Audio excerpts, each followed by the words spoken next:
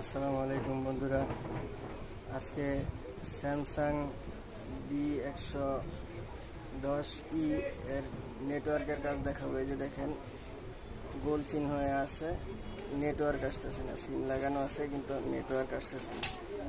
এই সমস্যাটার সমাধান খুব সহজ, কাজটি খুবই সহজ। আমি ফোনটি খুলতেছি।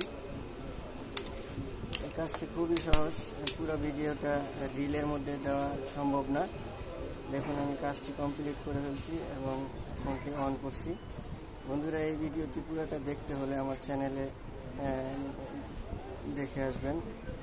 কাজটি খুবই সহজ। একটি পিস্টল শুধুমাত্র হিট দিলেই এই কাজটি হয়ে যায়।